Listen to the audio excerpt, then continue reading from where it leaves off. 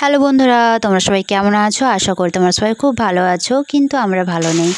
গতকাল রাত্রি 10:45 থেকে যে ভারী বৃষ্টি শুরু হয়েছে, আজ দুপুর 3টে পর্যন্ত একই রকমভাবে বৃষ্টি পড়ে চলেছে, অনবরত বৃষ্টি পড়ে চলেছে। তো সকাল দিক থেকে তো বেরোনোর কোনো উপায়ই ছিল না। তো 4টের পর বৃষ্টি থামিয়ে গেছিলো, তখন আমরা বাইরেটা এসে দেখলাম। তো দেখো সামনে এই যেগুলো দেখছিলো কিন্তু মাঠগুলো জলে ভরে গেছে। এদিকে একটা পুকুর, পুকুরটাও কিন্তু জলে কিন্তু ভরে গেছে।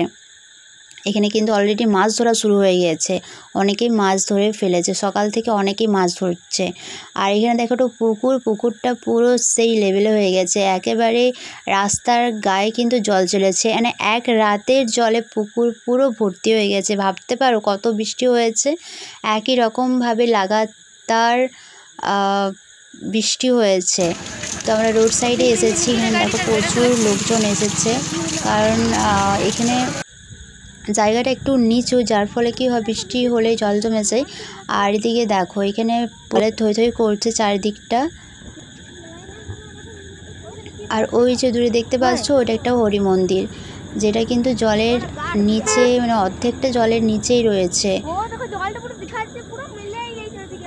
রীতিমতো এখন আমাদের বাড়ির পাশে জল যায়নি, বাট আজ যদি বৃষ্টি হয়ে যায় তাহলে আমাদের বাড়িও কিন্তু ডুবে যাবে। প্রচুর জল, মানে সেই লেভেলের জল হয়ে গেছে, মানে জোর পুকুর, নদী, ঝিল সব এক লেভেলের হয়ে যাচ্ছে। আর এখানে জলের স্রোতটা একবার দেখো গাইস, জলটা দেখেই আমাদের ভয় করছে।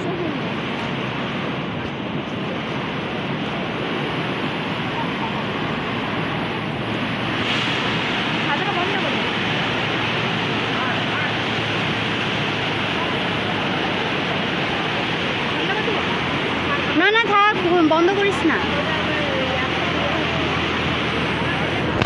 তো রোড সাইডে আমরা এসেছি বিলেজ সাইডে, যেখানে আমরা মাঝে মধ্যে বিকেলে বেড়াতে আসতাম। তো এখানে দেখো যে রাস্তাটা, সেই রাস্তাটা তো পুরো কাদা হয়ে গেছে, যার ফলে দেখো আমাদের রাস্তা হয়েছে কি দেখো, ওই প্রাচীর করেছে, প্রাচীরের ওপর দিয়ে আমরা হেঁটে যাচ্ছি। বাই চান্স যদি আমরা পড়ে যাই, একেবারে কাদায় গিয়ে পড়বো। তো এখানে দেখো পুরো জল হয়ে গেছে, পুরো রাস্তায় জল হয়ে গেছে। ওই সাইডে মাঠ আছে, আর এদিকে দেখো পুরো চারিদিক জলে থই থই করছে। এগুলো সব মাঠ, একটিও মাঠ কিন্তু দেখা যাচ্ছে না, জলে পুরো একটা লেভেল হয়ে গেছে। তো ভিডিওটা আমি এখানে শেষ করছি। তোমরা ভালো থাকবে, সুস্থ থাকবে, টাটা, বাই বাই।